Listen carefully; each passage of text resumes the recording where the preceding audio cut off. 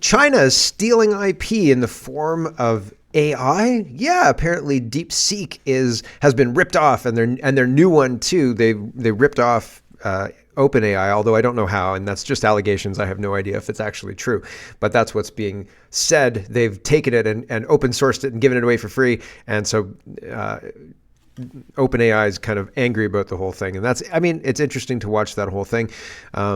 They use it to monitor their 15-minute cities. They use AI for that. So I think that there's I'm not surprised by the fact that it's a more sophisticated model than the American models, because it's got a lot more training and a lot more data to have crunched through. So, that's just the facts of it, right? And China's got a big population, and they're years ahead on their whole surveillance state, right? Jagmeet Singh is going to support Liberals' Mark Carney. He just is. And he's announcing, he's already making kind of overtures in that direction. And people are responding, but not very much yet. Motion introduced in the United States House of Commons, the U.S. House of Commons. No, the United States I think Congress has introduced a motion, and they are looking at removing the income tax. So that's interesting. Trump is allowing bloggers into the Brady briefing room for White House briefings, and it's a double-edged sword because it's going to be the Lex Friedmans, so says, people on the internet, right? So we'll look at that. Who's exiting the WHO now, the WHO now? The United States is out. India, maybe? Italy, too. So not Canada yet, because Polyev wants to stay in the Paris Accords too. They want to use Trump's tariffs as an excuse to bankrupt us more. That's Trudeau and Carney and crew. And drones were a U.S. military thing, and they were not the enemy. And I've got that video for you today. And the Hogue Report. We are going to start at the Hogue Report. And the Hogue Report, of course, is about misinformation and disinformation. You bad Canadians, you! How dare you have misinformation and disinformation? We're going to shake my finger at you because we can't fine you for disinformation and misinformation yet. That's what they're aiming for. That's what they want. There's lots to get to. Let's get to it first. Hogue Report. Brittany says, 18 months inquiry for a 20-minute presentation. Here's the summary. No names, no questions. Nothing happened. We must fight online disinformation. I wish Brittany wasn't right, but that's it. That's it. We have been led along. We've been told, oh yeah, we're going to do a real serious investigation of ourselves. And, we're going to hold some people accountable if it warrants that. Wink. And here we are at the end of the investigation, 18 months later. How many millions of dollars used up in this report? And it's a whitewash. And, nothing to see here. In fact, the only thing to see here is we need to work harder on disinformation and misinformation, everybody. Let's have some laws around that one. Why don't we? Here's Justice Hogue. Including every one of us, contribute, particularly to the war against misinformation and disinformation. I hope that You thought I was kidding, didn't you? this report will help to clarify the way forward. I hope that the report will encourage each and every one of us to help protect our democracy. Thank you very much. I'm sorry, I won't take any question because, as you know, the report won't speak for itself. Thank you. Holy smoke. Right? Absolutely unbelievable. So nothing to see here. Tamara Litch says, according to the commission, Marie-Josie Hogue, there was evidence of foreign interference. Canadians deserve to know. Bruce says the public inquiry into foreign interference led by Justice Hogue says the whole thing was one big Nothingburger. Then what was Jagmeet Singh reading in the NSICOP report that made him issue this statement? Is Jagmeet Singh spreading misinformation? Right? No, that was the wrong one. I really should memorize my media buttons. Okay, here's Jagmeet Singh before the Hogue Report dropped saying, there's definitely something to this, and it's really, really bad for Canada. Really super bad for Canada. Here we go. The NSICOP report, we think it is very, very serious and deeply troubling that the NSICOP report indicates there are MPs that knowingly worked with foreign governments to undermine Canada. We also believe it's deeply concerning that the allegations the NSICOP raises also touch the Conservative leadership race. The idea that a foreign government was involved in the selection of the leader of the Conservative Party is deeply concerning, so much so that we are writing a letter demanding that the public inquiry into foreign interference in elections include the Conservative leadership race. It is that serious. that it requires Canadians to know exactly what happened, to understand what happened, what was the interference, the extent to which a foreign government was involved in the selection of the leader of the Conservative Party. That is something Canadians ought to know. That's why we're writing that letter demanding its inclusion into the public inquiry. So interesting, right? It's very interesting. The other part of this is they wanted Pierre Poilievre to sign the briefing or attend the NSICOP briefing that would muzzle him. He wouldn't be allowed to talk about what he saw in the briefing. He would just have to say, take my word for it. What I saw in the briefing is real bad. So, but I can't tell you anything about it on fear of jail time, like serious stuff here, right? Gov.exe says Commissioner Hogue said today she found no evidence of traitors in the House of Commons, even though Trudeau said under oath he knows the names of compromised MPs in the CPC. So isn't that weird? I mean, it's almost like somebody's covering something up, right? It's almost like they were worried about what was going to come out, so they were hedging their bets and saying, "Oh yeah, the CPC is guilty, they're guilty, everybody's guilty," and now it's like, "Oh, nothing to see here at all. Everything's fine. Everything's fine." Did Trudeau lie under oath, or was the Hogue report a giant sham? Giant sham? Yeah. I've said before that I have absolutely zero faith in our institutions. That includes the justice, and that includes all of, like, before Hogue, we had the Johnston report, right? And Johnston was criticized for being like an uncle to Trudeau, ski partners. They have chalets, they're neighbors to each other, and I mean, I don't know all my neighbors, but it's super interesting. His daughters were the same age as Trudeau, so he knew Trudeau for a long, long time. This is Johnston. So it's really interesting that there are all these insiders who get to do the investigation of themselves, and they find absolutely nothing to see here. Yet all the lead up indicates there's some serious problems. And it seems like what we're getting is a watered down bullshit version of something that maybe could be useful, but now is not going to be useful. And it was a waste of money and time. And I'm not surprised. I'm just disappointed. No says, Commissioner Hogue, quote, "While I saw evidence of some concerning behavior, the evidence does not show any MPs plotting with foreign states against Canada's interests."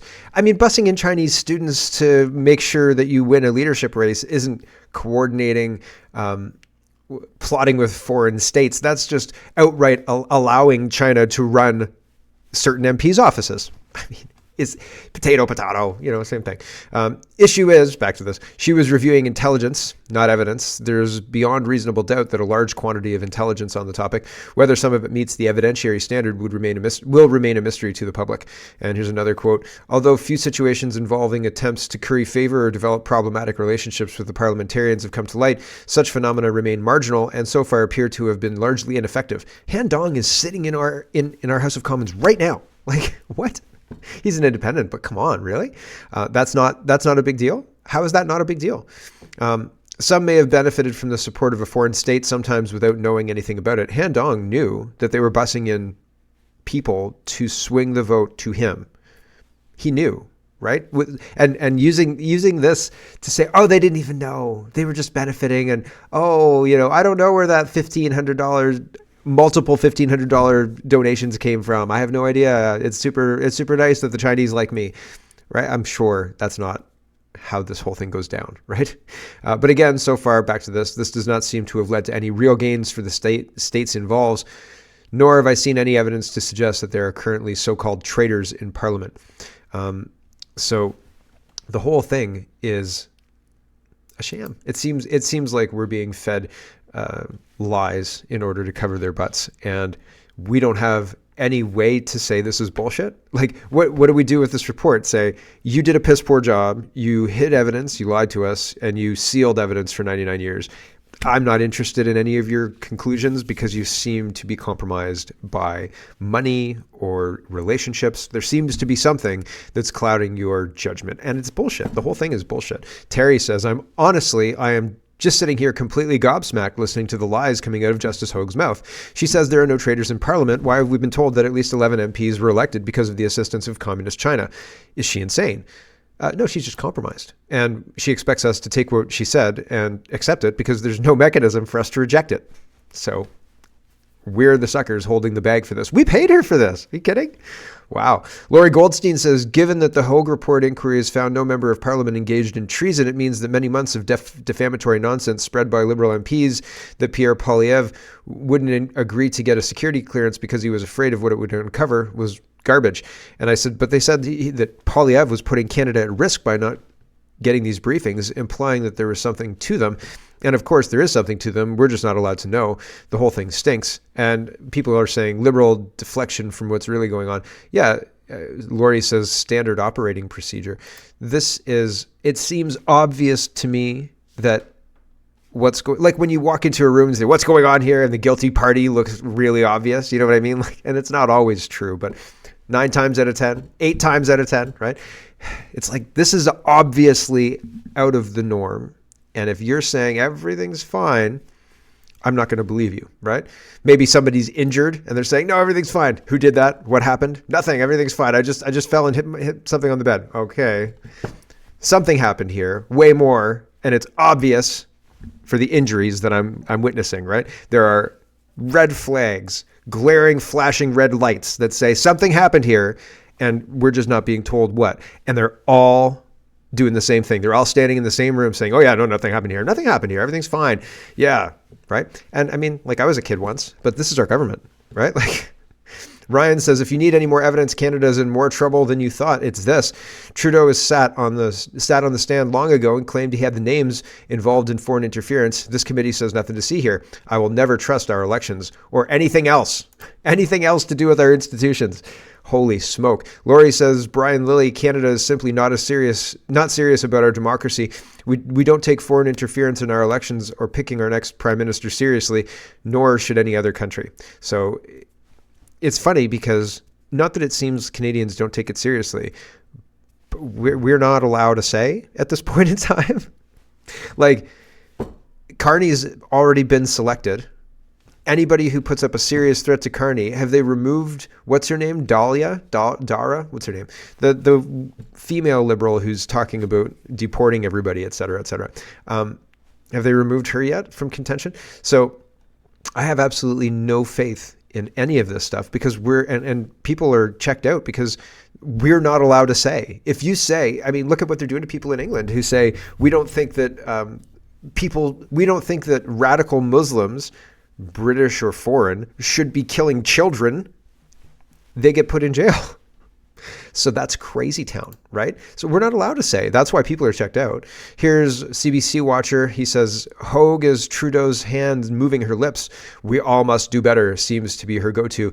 What I have read has convinced me that society as a whole must contribute to defending these institutions if we want to ensure their survival. Burn them to the ground.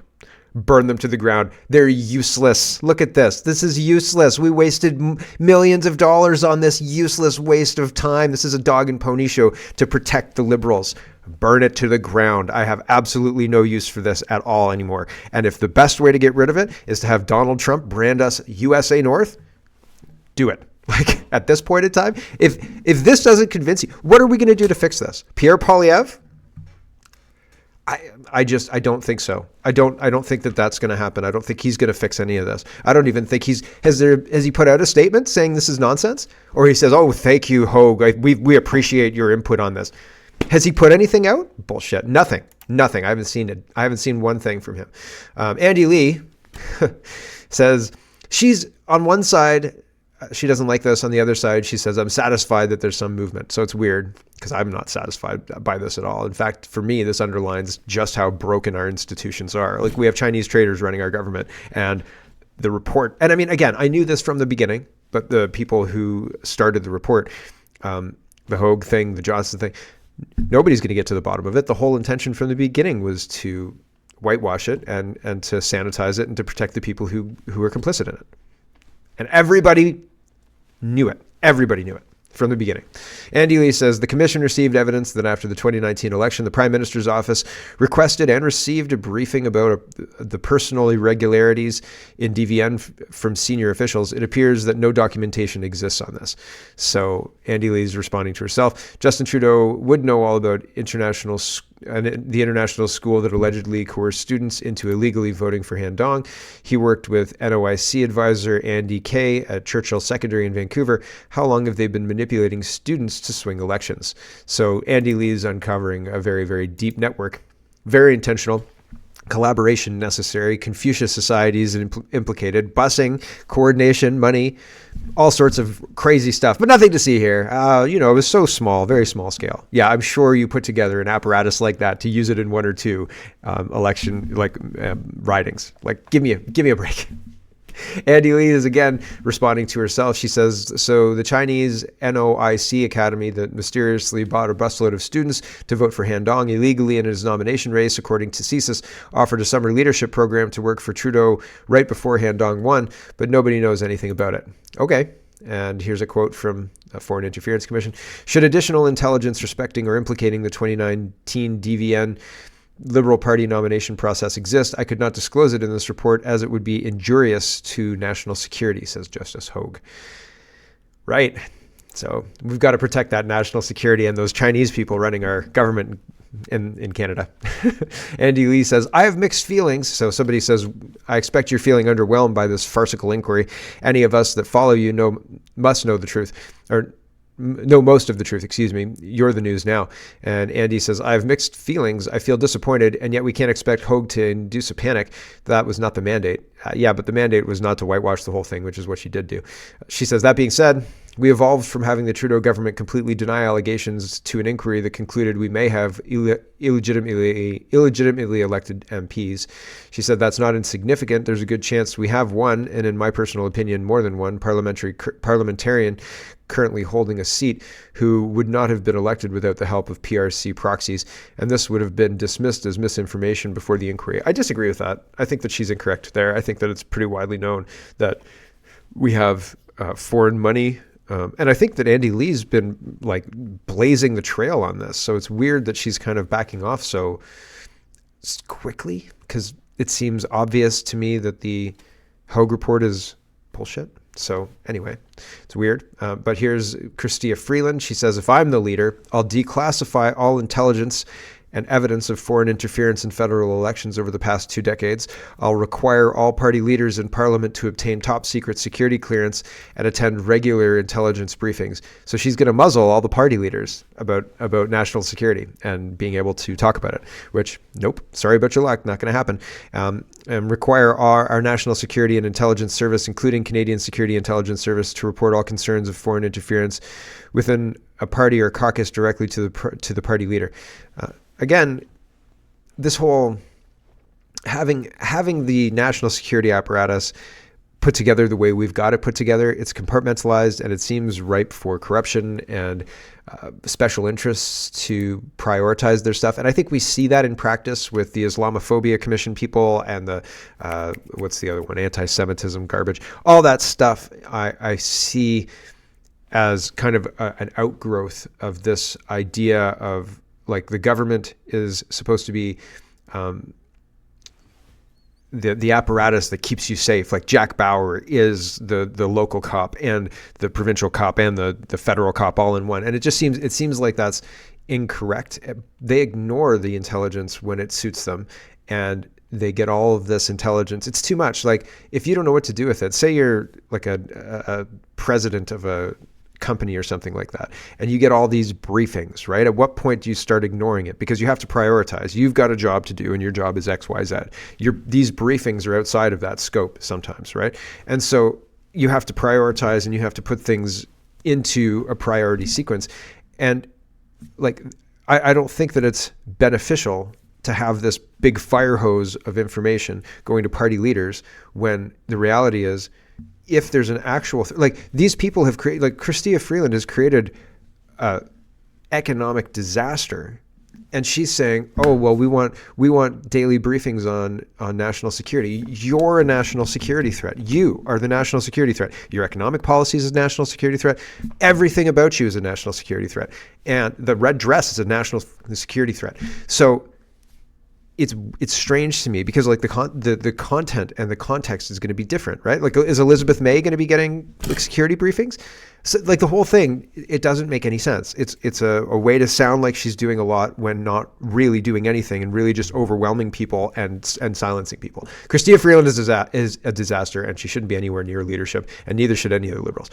Bully says Trudeau is ecstatic, deeper ties with the communist regime. Beijing's Unusual Whales is a guy who follows stocks and AI and stuff. And he says Beijing says it's willing to deepen economic ties with Canada as Trump brings trade chaos. Do you think Trump is going to tolerate Canada cozying up with communist China economically? No. What do you think Trump's going to do about it? Take over Canada. Like, he said that. He is interested in national security. If Canada says, great, Beijing, no, what's supposed to happen is Canada's supposed to stop the drugs and fix the border. And if we can't do that, then Trump's going to do it for us. There's no other choices here. Communist China is not going to save us with their money. That's not going to happen, okay? And then he's going to onboard factories. He's going to reshore factories and manufacturing from China. He's going to take over Canada, and he's going to tell China, we're going to start manufacturing our stuff here again. Thanks very much. And he's going to revitalize that building stuff, ingenuity, actual practical stuff being made here, right? And by here, I mean North America. So, and Canada too. And then that helps. That's a benefit. That's a good thing, usually, right? Like people want that. People were upset in the 70s when trade deals started sending jobs to third world and foreign countries. People were mad about that. So Trump is trying to deliver for his base, where if Canada says, yeah, great, thanks, Beijing, we love DeepSeek and stolen intellectual property, like that, Trump is not going to tolerate that, period, right? And if you think we can outlast Trump, I don't know if I said this on the show yesterday, I may have, but I think I said to one of my friends, I think he's gonna go for 8 years. I think he is going to get to like 2 years into this, and they're gonna pass the constitutional amendment, or something's gonna be said that he can run for re-election a second time because of how badly they treated him the first time, and he's gonna do it again. Like he's gonna have 8 years, and then I think he's gonna do some kind. This is. I'm less sure on this prediction, but I think that he's a showman like this, and I think he's going to do something like this. Either Vance will be the heir apparent, like he'll groom Vance to be his replacement, or he'll do like an apprentice style kind of show thing. Although he's unpredictable in the way that he'll roll it out. But I feel like it'll be something that he'll want people to participate in. I feel like it'll be like not a reality show, but like something like that. Anyway, regardless, I'm just speculating here, but Trump's not going to let Beijing maintain control in Canada. That is not something that he's just going to turn a blind eye to, because he's made very, very clear overtures that he's not going to tolerate that. This is an interesting situation. I talk a lot about NGOs. Mario says, here's a report, NGOs emerge as a shadow government with 55,000 organizations. I didn't realize the NGOs were routed through China or connected to China so closely, but it's interesting. And I mean, understanding what Andy Lee reports with the United Front and all of that kind of stuff, it's really interesting. And I think that it all connects, but I don't exactly know how it all connects, but this is interesting. Fractal technology maps previously hidden connections between 55,000 liberal NGOs, revealing how tax dollars allegedly flow through major institutions like Vanguard and Morgan Stanley to groups like the Chinese Progressive Association. This breakthrough tracking system can now monitor every dollar going to every NGO, exposing intricate funding webs the transition tech couldn't detect. Example, Black Voters Mat Fund got 4 million. Black Voters Matter Fund, 4 million's distribution network was invisible until quantum mapping revealed dozens of subsidiary organizations. The unprecedented mapping reveals a previously hidden web of financial relationships. So here's the guy explaining what this is, and I think it's super interesting. Here we go. That is tied to the Chinese Progressive Association. In the next few minutes, we're going to do that analysis. But let's go look at some of these outlying organizations. The Black Voters Matter Fund, $4 million, is funding all of these different organizations you see here. United Ballot, MIA Strategies, Mississippi Legislative Black Fund, Step Up Louisiana Organizing Fund, Abundant Life Ministries, Organizational Support Services. And here's another group, the National Domestic Workers Alliance. And who might they be funding? Well, let's go look. Arriba Las Vegas Workers Center.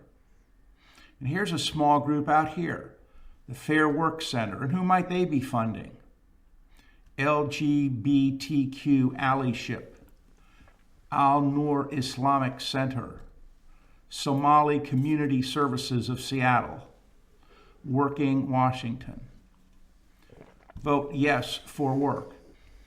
So what we have just shown you is 1 year where the Chinese Progressive Association has given money to organizations in the United States, all of which is tax exempt. And those organizations gave the money to a second organization. And what you are seeing here in 1 year from one organization are the thousands of interconnections, every one of which is to a leftist organization. In many cases, these organizations are getting taxpayer money. They are being funded by the United States government, and they are involved in activities that are antithetical to what America is trying to do. Well, now let's look. And so he's got a website with a spreadsheet. I think the spreadsheet's loaded with data, and then you can visualize it. And he talks about it, and you kind of drill down and see how much money each organization's getting. It's quite a good little tool. Stuff like this, I see that visualization, and I think to myself, man, like I've seen stuff like that before. I think it's great and cool and stuff that you can use this tool to map these things. But I mean, like we've had stuff like this for years, right? Like this is the Charlie meme, the Pepe Silva meme. Okay. Anyway, crazy Charlie. He's got his conspiracy theory. You can see it, right? Like you can see the connections. A good accountant can follow the money, right? Like that's super duper easy. I'm glad it's visualized. I'm glad it's visualized out there, and it's concerning. What do you think if that's 1 year in the United States? Like, what do you think they're doing with Canadian tax dollars? They're doing the same thing. It's exactly the same play. If they're getting away with it in the United States, then they're definitely getting away with it in Canada. Canada's a softer target than the United States. The United States actually does accounting. Canada, accounting. The budget balances itself, obviously, right? No problems. Let's talk about the upcoming election, it's more of a selection. I don't think it's an election. It's much more of a selection. And I don't think we're going to get an election. Jagmeet Singh, he just likes the idea of being in power, and he's hungry to stay in power. And gov.exe says, let me get this straight. Trudeau requested the Governor General prorogue Parliament so the Liberal Party could find a new leader. The Governor General answers to the King. The King answers to the central banks. The central banks control the WEF. The WEF sends in Mark Carney to replace Trudeau. And they want us to think this is a legitimate leadership race. Did I miss something? Definitely not. That's Rothschild, because you're not allowed to touch the royal people, right? Like you're not allowed to shake Prince Charles or King Charles' hand, but a Rothschild can tap him on the chest and say, "Hey, buddy, you better do what I tell you to do." And so that's very interesting. Here's Yves Francois Blanchet, and he's rejecting the idea of supporting the Liberals through a stimulus package in case of Donald Trump's tariffs. And honestly, like at this point in time, these people have screwed this file so badly. It seems like they want a trade war. Give it to them at this point in time, because I think that I don't think they're going to be able to weather it as well as they think they are. I think it's going to harm them. And Donald Trump is going to use his leverage, and I think he's going to treat with the Canadian people, not with the Canadian government. But that's, again, I could be projecting. We'll see. Here's Blanchet. There's talk today of the government presenting a bailout package for people affected by tariffs, by American tariffs. Would you support the government in the House of Commons if they were to present such a thing? I see no way I would support any astuce of the government. I believe that the intention would be to create a context in which the government would get 1 week, 2 weeks, 3 weeks, and then they remain there longer than supposed. through hell in terms of parliamentary work. If the Liberals want things to become clear and want to help people, they should simply start the election sooner. Nothing prevents Mr. Carney or Mrs. Freeland, once this person is selected as the leader of the Liberals, to say on March 10th that we are going into election. We have improved the situation by 2 weeks, but I'm not getting into any tricks. The tricks he's referring to is allowing the Liberals, those slippery Liberals, to have more time to govern. Because once you start, well, 1 week, then 2 weeks, and 3 weeks, as he said. Here's Jagmeet Singh. He says, I like that Mark Carney, and I like power. I like power. That's what he likes. Here's Jagmeet Singh. This is Michael Barrett. One of the things I saw this yesterday, and I just got medium frustrated. And so, our government is so completely captured that no one can stop Jagmeet Singh, Mark Carney, Justin Trudeau, the WEF, the people who have control of our government at this point in time, doing what they're doing. Michael Barrett, is a highly placed MP of the official opposition. They can't do anything to stop what's happening. Nothing at all. Completely neutered. They're completely ineffective. They can't do anything. While the House of Commons was open, they were able to filibuster, and that was effective in preventing the government from getting C-63 passed. So bravo for that. Credit where it's due. They were effective in that way. But right now, they can't bring down this government, and that's crazy. And I don't understand what the strategy is. I wish I knew what the strategy was. Are they working on backbenchers? Are they working on individual votes, counting individual votes? Because you've got the CPC, the bloc, saying unequivocally, we are going to vote no confidence at the first possible opportunity. And so backbenching NDP are going to go along with Jagmeet Singh if he says, you know what, Mark Carney deserves a shot. I don't get it. And I feel like I would be pushing more. I would be pushing harder. Michael Barrett says Jagmeet Singh is selling Canada out again to keep his luxury lifestyle, Maseratis, Rolexes, Versace bags. He claimed he tore up his Liberal deal and then propped them up eight times. Now he's backing carbon tax Carney to cling to power. Only conservatives will end this costly coalition. Okay, I guess. Go to global next. Question for my colleagues in Ottawa. If Trump follows through on his plan with tariffs, would you keep the Liberals in power and allow for the passage of a work relief program before supporting a non-confidence motion? I'll just start off by the fact that I've spoken with a lot of workers who are deeply worried about what the Trump tariffs might mean. They say, sometimes I lay awake at night saying, if that tariff goes through, do I lose my job? And what's going to happen to my kids? What's going to happen to my family? And we think about the analysis that's out there. If those Trump tariffs come in place, there are hundreds and thousands of Canadian jobs at risk. Think about what that means for those workers, hundreds of thousands of workers, for their families, for those communities. This could be devastating for our country. So we do need to have a plan in place to support those that are impacted, those businesses, those workers, most importantly. I have not had any conversations with other opposition leaders. I think we need to come together to have a discussion about what is the best way forward. I've not had any discussions with the government related to this. If there is any desire to move forward, the government should call us together, like we did during COVID, and discuss a plan that supports workers. We, as a party of working people, a party founded by work. I'm just going to stop.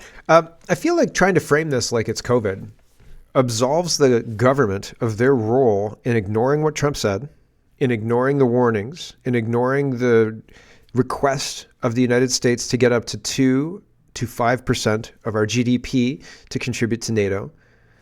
All of this is squarely Jagmeet Singh's fault. He's a de facto part of the government, NDP Liberal government. They were more interested in passing pharmacare than getting our military spending at what it should be. And so the way Donald Trump looks at that is that's a subsidy.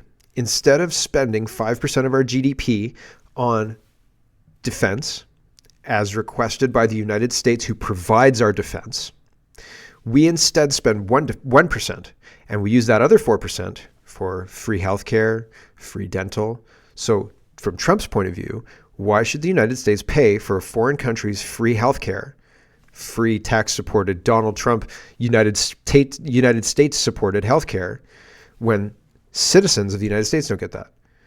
And I can't say I disagree with him.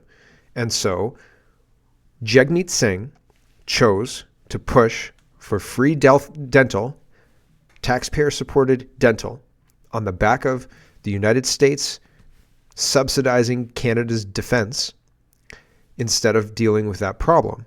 And now he's trying to say, oh no, this is just like COVID. We're totally incapable of dealing with this natural disaster thing that happened, which it wasn't a natural disaster. It was made up nonsense. It was the flu. Look at the numbers of the flu that year. And they used fear tactics to scare the hell out of us. That's all it was. I digress. And he was a part of that as well. But trying to frame it that way absolves them of their, that's just one policy where they use that excuse. Well, we don't have to spend that money on NATO defense. We can use that money for our citizens and have Donald Trump pay for it, or have the United States pay for our defense. We've been doing it for years. What's the problem? And Trump says, the problem is you're a different country and we shouldn't have to pay for you. And I don't disagree with him. And either you can become part of the United States and we'll continue to pay for you, or you can get effed because we don't need your oil, we don't need your cars, and we don't need your 1% paltry payment for defense. You do it on your own and we'll just hang out here. And I don't think he'd let that happen. I don't think Trump would let that happen because China would come in because we can't defend ourselves. So yeah, Jagmeet Singh, I think is again out of touch here. Hello everyone, thanks very much for watching. This is just a short version of a longer show. If you'd like to get the whole show, you can go over to CanadaPoly.com and sign up for a subscription. Just look in the drop-down tab for Shop and Donate and look for subscriptions, and you'll get immediate access to the full show. Love to see you. Thanks for watching, everybody. Have a wonderful, wonderful